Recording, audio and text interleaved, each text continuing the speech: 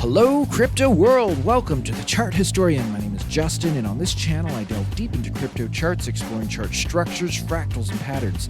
So in this video, I'd like to talk about Casper. Now, we recently have had a decline on the Casper chart.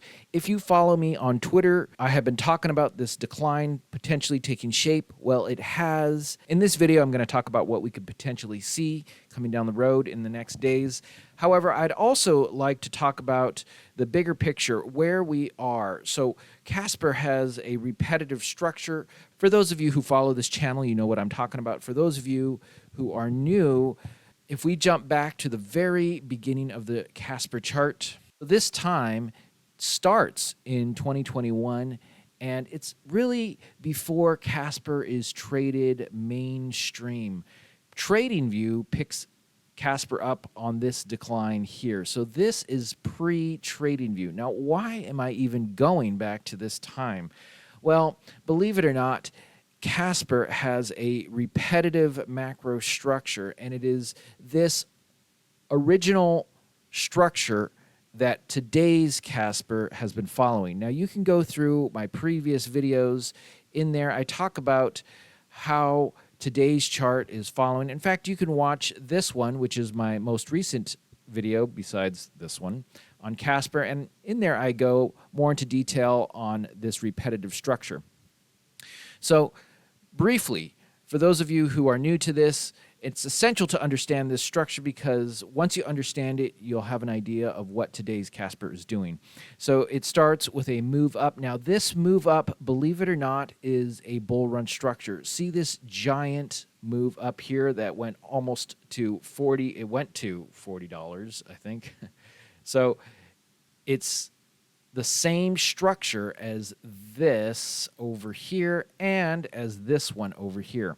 So this is a bull run structure. Now, I know it was pre-mainstream trading. TradingView doesn't even catch that on their charts. They catch the decline of this bull run structure. So it starts with a bull run structure. It pulls back, does this kind of topping type structure. It then declines and comes to a bottom.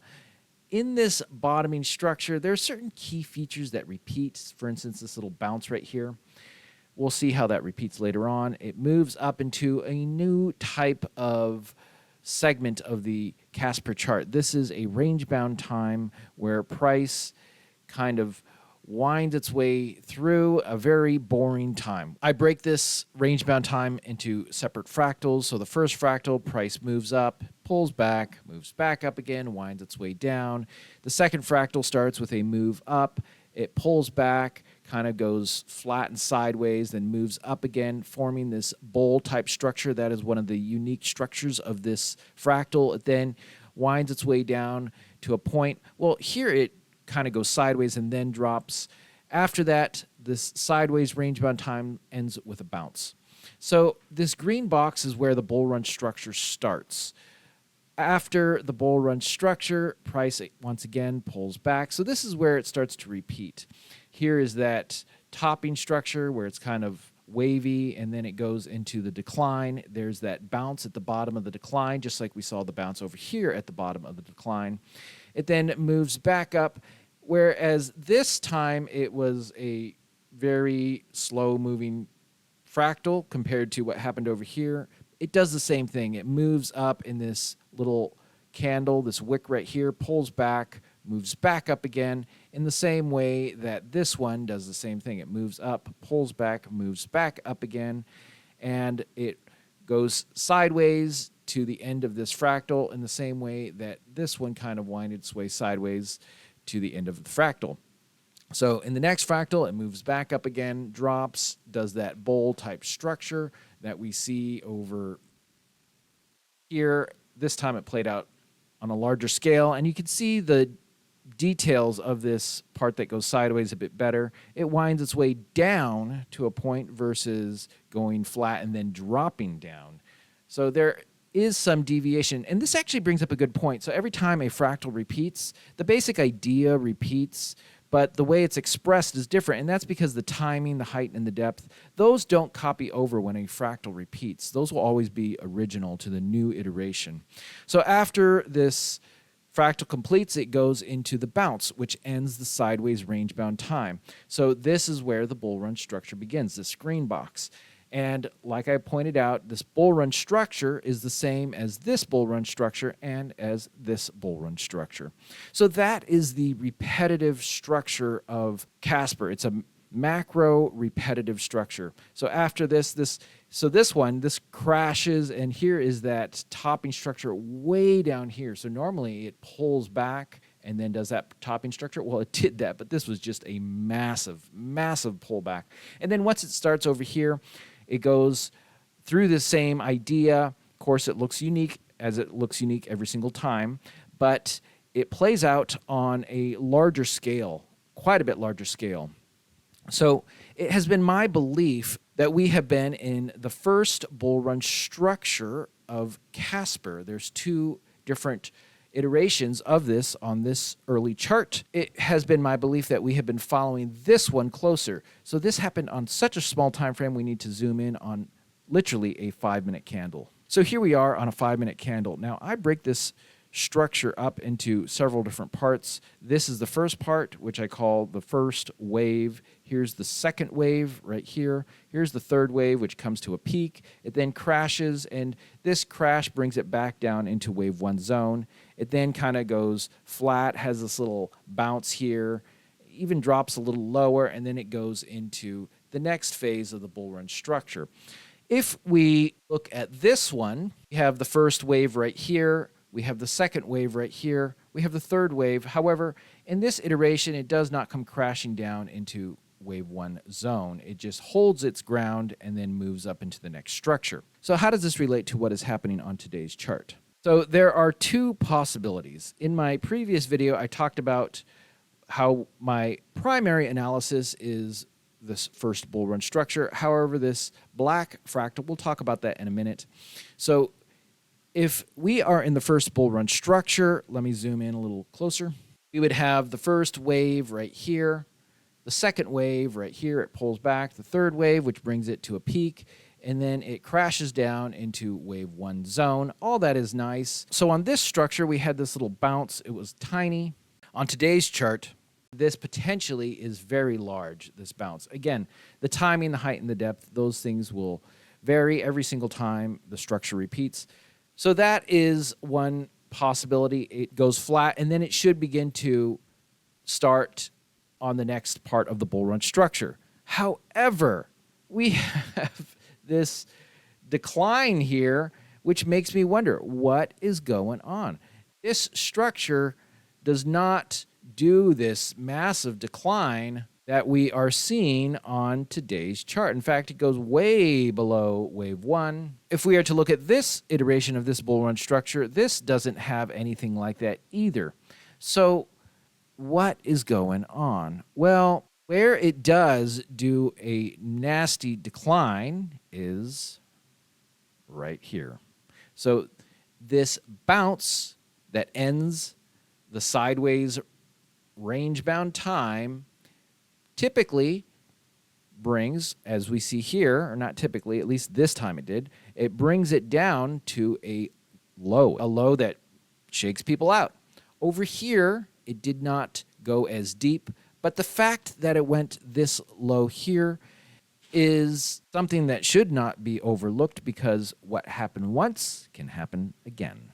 So that's what this black fractal is. So with this current decline, it's building the case more and more that this is actually the bounce here before the bull run structure begins. Now, I'm not going to throw the baby out with the bathwater and say this is no longer the first bull run structure. I am going to wait and collect more evidence that indeed we are in the bounce rather than the first bull run structure. However, as of now, I am leaning more and more towards this being the bounce. Let's examine this structure and compare it to this iteration right here, not this iteration over here. So there are similarities and there are differences. It starts with this first wave. We see that here. It then moves up. It doesn't really move up very high. In today's chart, this really took the cake. It moved up so high compared to what this fractal originally did, or at least this iteration of it. The second bounce was, once again, incredibly high, whereas this one just kind of goes flat. Where it begins to resemble this structure closer is this part. It kind of goes flat, and then it drops. If we look at this drop, see how it declines, does this kind of rolling decline, and then this part is kind of looking quite similar right now. Now, I thought this could potentially be playing out like this, and that is a possibility, but as this continues to develop, I'm beginning to think it's potentially like this. We'll have to see how this continues to develop. So if this is what is going on, there is a good chance that this could be the low, but I wouldn't count on that. That could easily be challenged if we do something similar to this.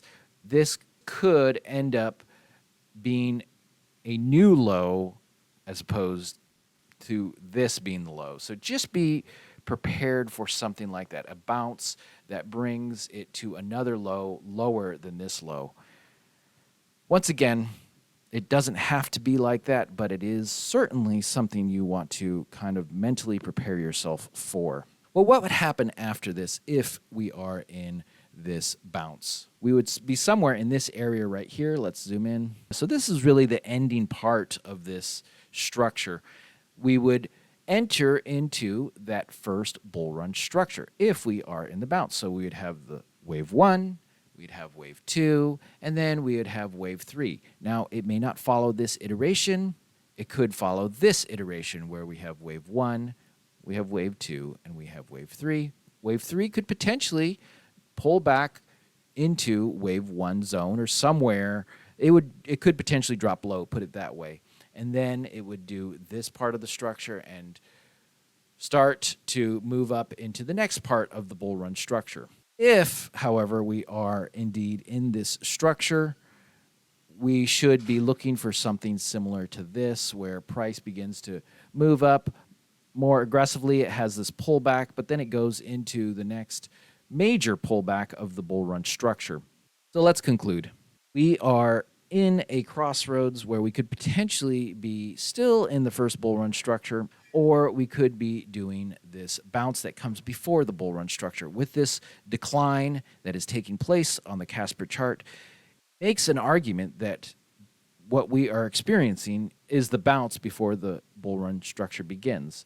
This is what historically happens. It goes low like this, just like what we're seeing on today's chart. However, I am not going to throw the baby out with the bathwater and chuck this one out just yet, this first bull run structure. I would like to see confirmation of what we are doing in what comes after this. Well, folks, that sums up this update on the Casper chart. I hope you found this helpful. If you did, it'd be much appreciated if you hit that thumbs up button. This is not financial advice. I'm not a financial advisor. But if you did enjoy this video and you're not yet a subscriber, I recommend hitting that subscribe button. I'll continue to follow up on this chart.